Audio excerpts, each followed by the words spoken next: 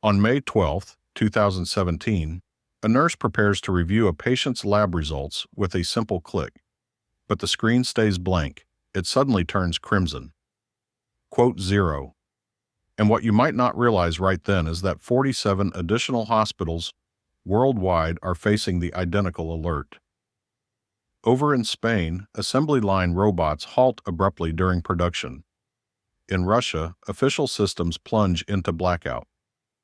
This chaos isn't due to a technical hiccup or some oversight. No, an individual has just unleashed the biggest ransomware assault ever recorded. What's utterly wild is that the perpetrators committed such a basic blunder it could potentially rescue the planet, if only a single individual spotted it quickly enough. So, who orchestrated this cyber catastrophe? Allow me to pose a question. Imagine if I revealed that the U.S. government unwittingly equipped North Korea with something like a cyber nuke. Seems far-fetched, doesn't it? Think again. To grasp what unfolded on May 12th, let's go back precisely 28 days. On April 14th, 2017, an enigmatic collective dubbed the Shadow Brokers pulls off the unimaginable. They dumped the NSA's ultra-secret hacking arsenal straight onto the public web. These aren't ordinary tools, they're the elite digital instruments employed by U.S. intelligence to infiltrate adversaries' systems.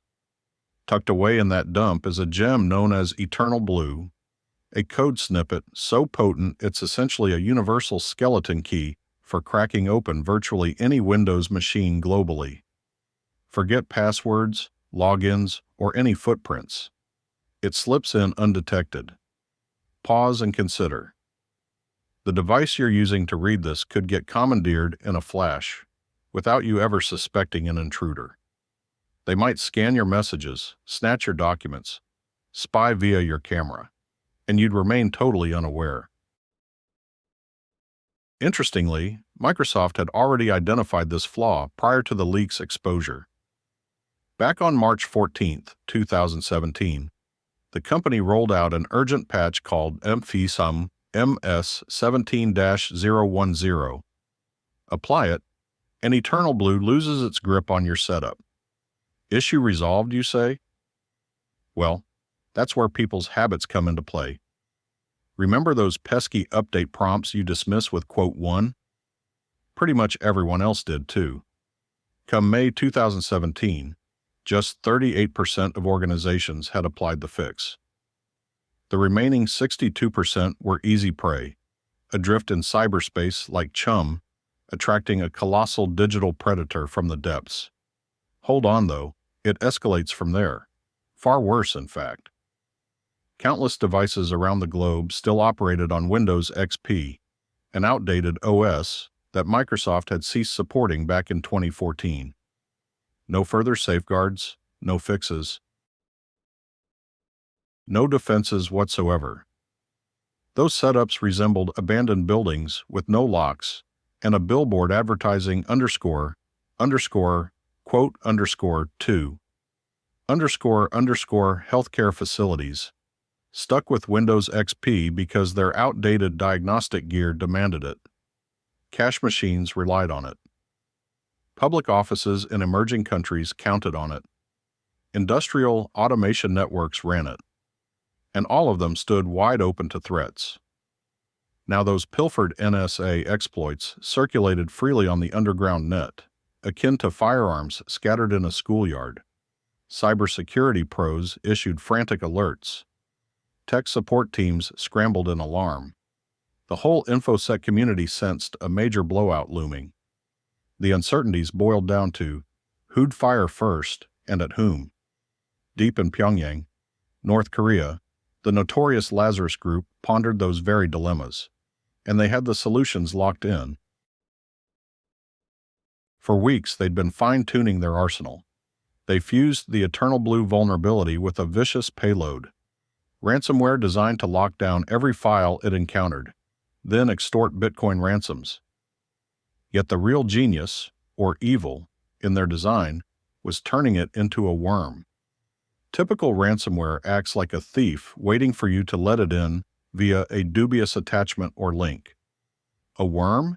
It's more like a specter phasing through barriers. It breaches one weak spot, seizes control, and right away scouts for fresh hosts.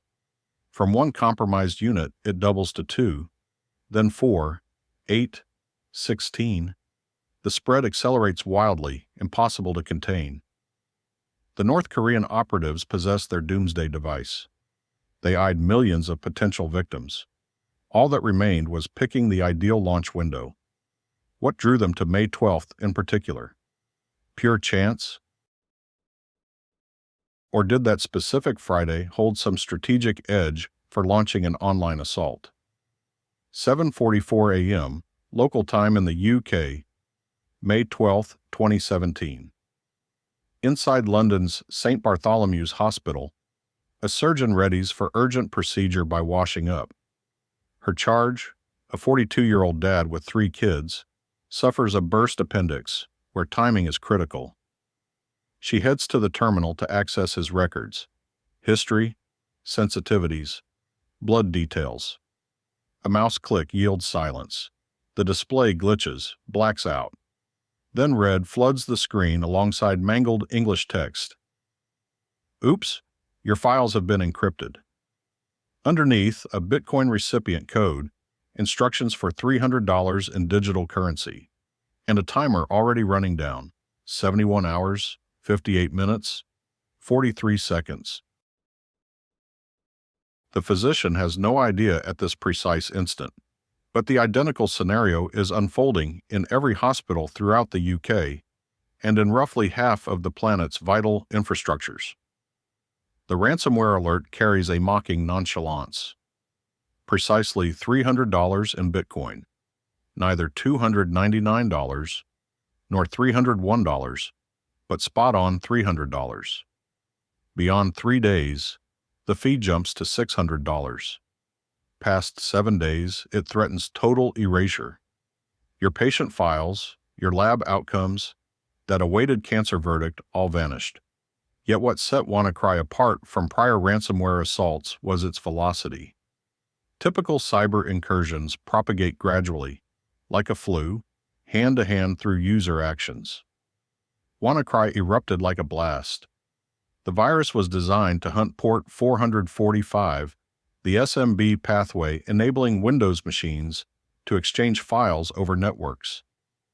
Spot an unprotected device, and it gets compromised in a flash. That tainted system then turns into a propagator, probing for additional targets. Within vast networks, a single breached unit could contaminate hundreds more within moments. It resembled a virtual blaze leaping branch to branch. Only here each branch signified an individual's device, their livelihood, their essential information. Come 10 a.m., the figures were overwhelming. The NHS, the UK's full healthcare apparatus, entered full emergency. 47 hospitals utterly barred from their networks, 600 primary care clinics immobilized. By nightfall, 19,494 scheduled visits scrapped, operations deferred, oncology therapies put on hold. Picture your grandma requiring her chemo session that very day. The equipment poised to prolong her life displays only, _quote _4, __. Even their contingency setups got ciphered. The physical documents they'd once relied on? They phased those out back in 2009 for a paperless shift to protect the environment. Meanwhile, some 900 miles distant in Madrid, Spain, an even stranger episode was brewing. At Telefónica's base, among the globe's top telecom giants, staff weren't merely unplugging. They were yanking Ethernet lines straight from the sockets. Over in France, Renault's auto plants came to a dead stop. Automated welding robots halted in place. Assembly belts, dormant for the first time in ages, fell eerily quiet. Employees milled about multi-million euro gear, now reduced to useless bricks. Nissan's Sunderland facility in England, churning out 500,000 vehicles annually, closed down completely. In Russia, a nuclear heavyweight boasting advanced cyber defenses, the blows kept landing hard. Their interior ministry, akin to the FBI, logged more than 1,000 tainted machines. Their cell carriers took hits, too. Russian rail services resorted to failover protocols. But the true emergency lurked not in medical centers, telecom firms, or official bodies. It brewed in an overlooked network, one whose total failure would impact every viewer of this footage. FedEx's worldwide delivery grid fell prey. TNT Express's shipment trackers blacked out. The outfits hauling our parcels, our vital meds, our groceries, they lost all visibility. Ponder that. In our on-demand economy, with shops holding just 3 days' worth of provisions and clinics awaiting fresh shipments of life-saving goods, the international logistics web serves as our bloodstream. And WannaCry was triggering cardiac arrest. By midday in London, cybersecurity pros deemed it the most devastating hack ever recorded, and momentum was building. Cases doubled hourly. At this pace, come Monday, any exposed Windows PC worldwide would be locked tight. Somebody, someplace, had to devise a halt to this rampage. But whom? Bureaucratic outfits moved too sluggishly. Antivirus firms were swamped. Microsoft raced to deploy urgent fixes. The savior required wasn't clad in a power suit at an agency, HQ, or coding in a tech hub.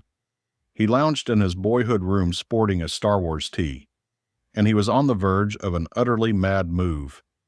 The figure destined to avert a worldwide digital catastrophe wasn't some elite operative or Valley Whiz kid. He was a 22-year-old uni dropout, bunking with mom and dad in Ilfracombe, a quaint coastal spot in Devon, England. Online, Marcus Hutchins answered to malware tech. And that specific Friday, as blue-chip firms hemorrhaged millions on urgent countermeasures and officials huddled in war rooms, Marcus munched on leftover pizza in his quarters, pursuing his daily hobby, dissecting malware just because. That's correct, for kicks. While most of us kill Friday hours binging shows or doom-scrolling social feeds, Marcus devoted his to unraveling harmful scripts. Marcus receives a ping from a buddy in the InfoSec circle. _, quote, _5. Marcus grabs a malware specimen. Let's put it plainly, this was akin to deliberately exposing yourself to a lethal pathogen just to study its destructive mechanisms. But Marcus was no fool. He had a plan. He isolated the code in a sandbox, an isolated virtual environment that posed zero risk to his actual machines. As lines of enigmatic instructions raced by on his monitor, a peculiar detail jumped out amid the chaos. Tucked deep within the malware's core was an odd sequence of letters and symbols, resembling a nonsensical web address. It seemed like a keyboard mishap, yet it served a purpose. The program was designed to query whether this bizarre site was active. Should the domain prove unregistered or non-functional, WannaCry would rampage onward. But if the site turned out to be real, the malware would halt in its tracks. Marcus paused, puzzled by the site. What kind of virus includes a universal shutdown anyone could activate? Then the realization dawned. This wasn't a safeguard for defenders. It was a trap for analysts like him. You see, experts such as Marcus often dissect threats in controlled sandboxes that mimic a full online world. These setups usually funnel all web queries to mock servers, creating the illusion that any domain is live. The cybercriminals likely reasoned that if their creation probed an absurd domain and it responded, they'd been cornered in a lab setup, so they'd pull the plug to evade scrutiny. It was a smart ploy, really. The only flaw? That domain sat unclaimed in the actual internet. Marcus made a bold move that felt outlandish back then, but proved brilliant in hindsight.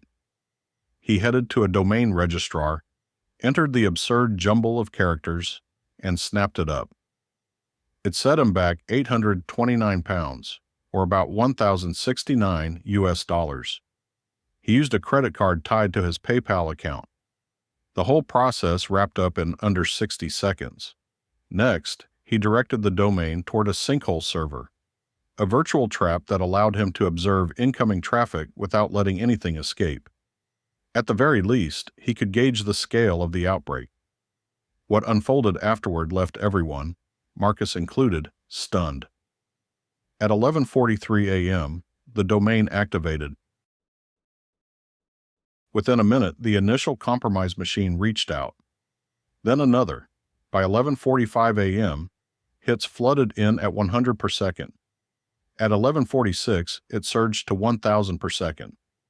And by 11:47 a.m., the worldwide WannaCry outbreak ground to a complete stop. In an instant, the most devastating cyber assault ever was neutralized by an inquisitive young coder armed with little more than pocket change and plastic. Across the globe, network admins marveled at the turnaround. The crimson indicators on their dashboards quit expanding. Fresh cases dried up. The relentless virtual scourge had come to a screeching halt. Marcus, however, had no clue about the full impact. He assumed he'd merely curbed the momentum or collected valuable intel. Only when his sinkhole began buckling under a torrent of queries, hundreds of thousands of hijacked systems pinging the shutdown site, did the truth sink in. He'd gone beyond examining WannaCry. He'd ended it. Calls flooded his phone. Reporters, officials, cybersecurity outfits, all clamoring to identify the domain buyer. Before long, UK outlets dubbed him an unwitting savior. The FBI sought an interview. Microsoft offered gratitude, yet the uplifting stories glossed over a grim reality. Marcus had unwittingly made himself a prime target.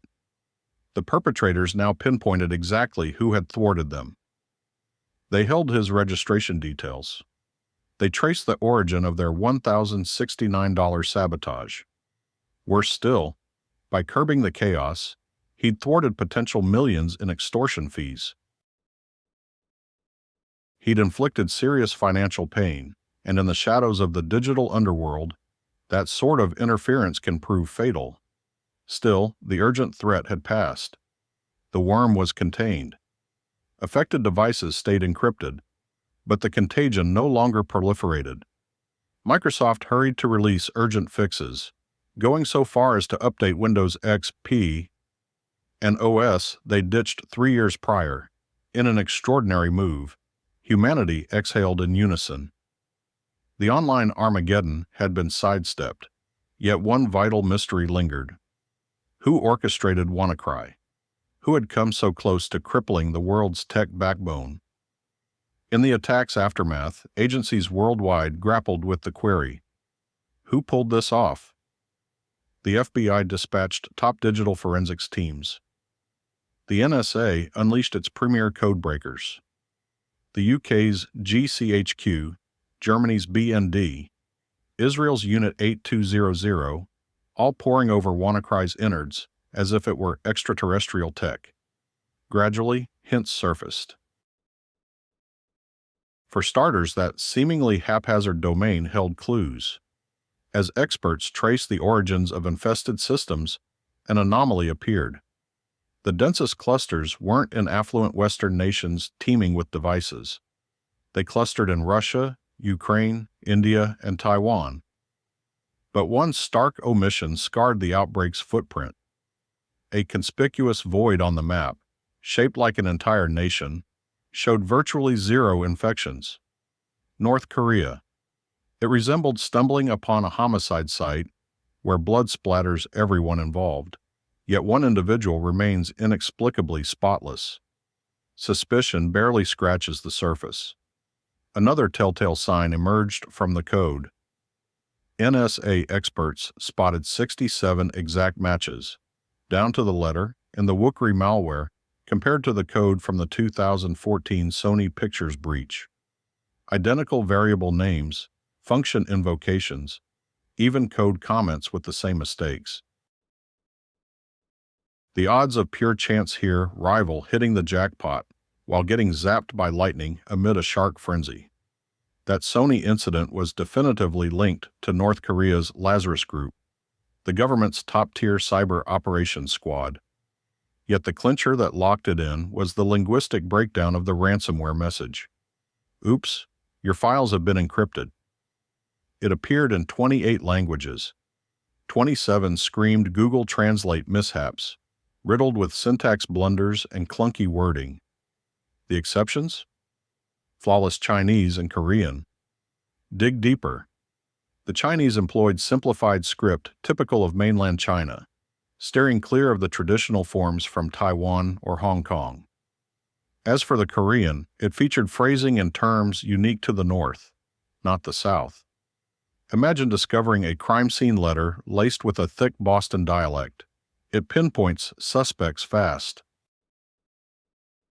On December 19, 2017, Thomas Bossert, the president's Homeland Security advisor, dropped an op-ed in the Wall Street Journal.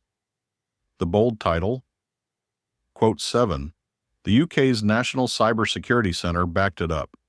So did Canada, Japan, New Zealand, and Australia. History's first unanimous call-out by global heavyweights pinned a worldwide ransomware catastrophe on a single nation-state. And not just any. One of the planet's most reclusive, destitute governments had nearly crippled everything. The U.S. Department of Justice went further, naming names.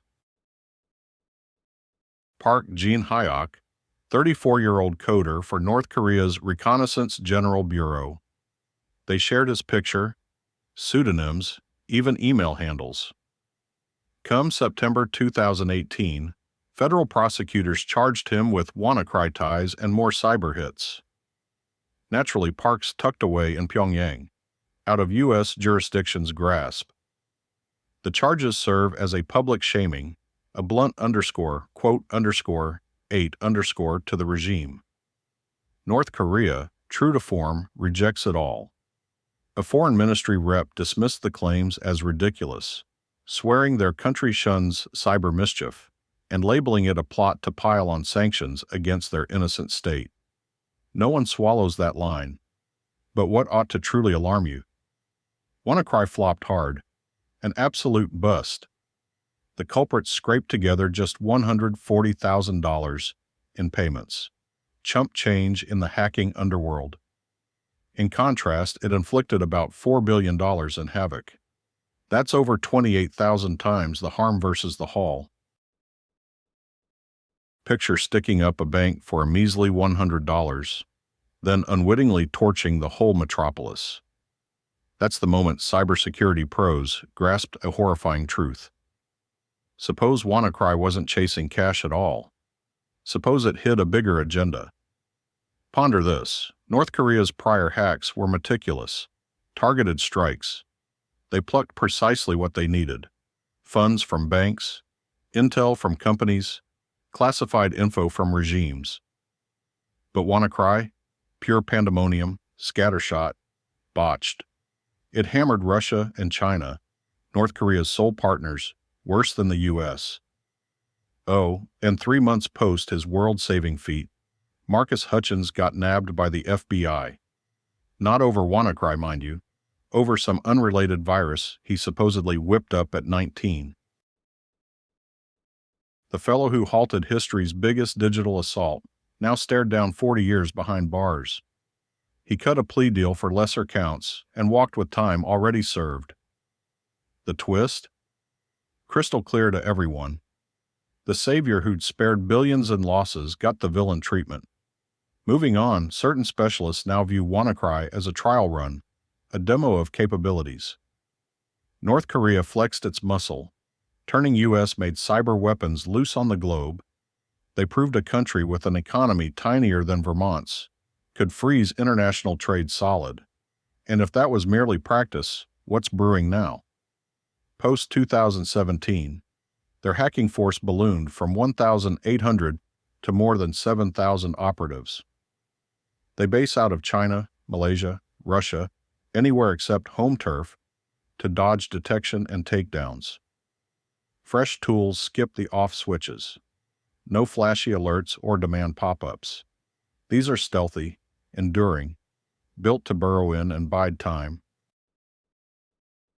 Spy networks have flagged North Korean code lurking in power networks, water plants, atomic facilities, and banking hubs across the map. It's dormant for now, just hunkered down, awaiting a Pyongyang command. Yet the bleakest twist of them all? Recall the $140,000 worth of Bitcoin those hackers scooped up? With current values, it's ballooned to $8.7 million, and it's completely stagnant, no transfers whatsoever. Those wallet addresses remain inactive, much like volcanoes biding their time in quiet repose. The perpetrators are still lurking somewhere, patient and vigilant. Curious about the Eternal Blue vulnerabilities exposure and the NSA's infiltration? Then head over to our Shadow Brokers video for the full story on the crew responsible.